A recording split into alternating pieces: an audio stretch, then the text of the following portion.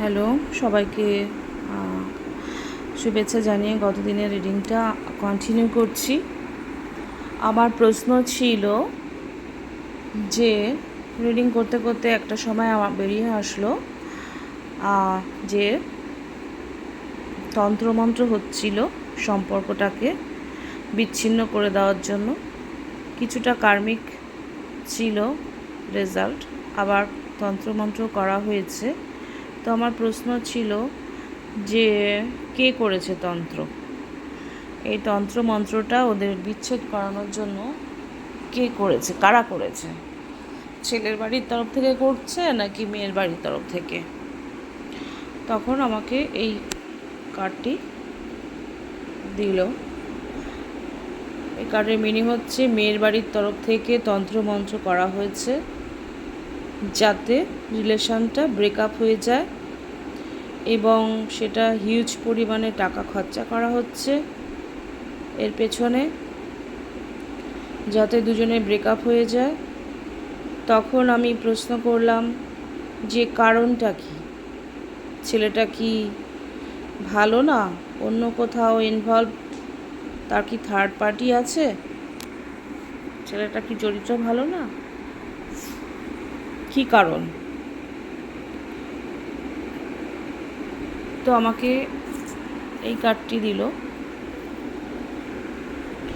Third party আছে ছেলেটির লাইফে, এবং ছেলেটি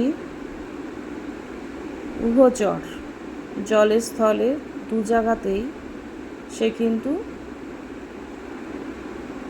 খেলে বেড়াচ্ছে, কখনো জলে কখনো স্থলে। এবার প্রশ্ন করলাম যে এই থার্ড পার্টি কি ছেলের বাড়ির তরফ থেকে না মেয়ের বাড়ির তরফ থেকে? তখন এই কার্ডটি আসলো। এই কার্ডের মিনিং হচ্ছে ছেলের বাড়ির তরফে, এখানে মেয়ের বাড়ির তরফ থেকে কিছু নয়। মেয়ের বাড়ির তরফে তন্ত্রমন্ত্র করা হচ্ছে, তার কারণ হচ্ছে মেয়ের বাড়ির যিনি আছেন, বয়স্ক হোক কিংবা একটু এজেড, তিনি বিষয়টা জানতে পেরেছে যে ছেলেটির বিশেষ সুবিধার নয়, থার্ড পার্টি আছে,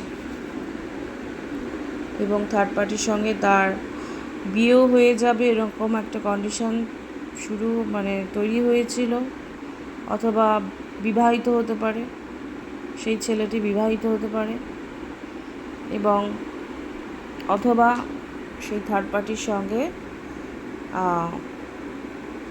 বিবাহ বিচ্ছেদের মামলাও হতে পারে, চলতে পারে।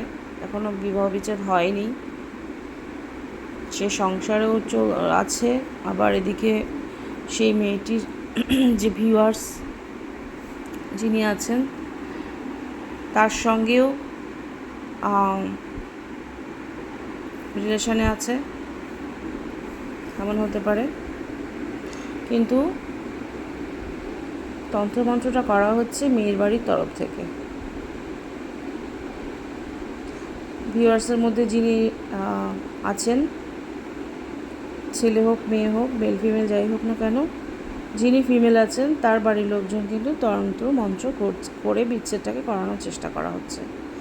তার কারণ হচ্ছে third party in the sense married থাকতে পারে, আপনি ম্যারিড থাকতে পারেন, এক্সট্রা ম্যারিটাল রিলেশনে থাকতে পারেন, অথবা আপনার অন্য কোথাও আনম্যারিড থাকলেও অন্য কোথাও আপনার সেকেন্ড রিলেশন থাকার সম্ভাবনা আছে।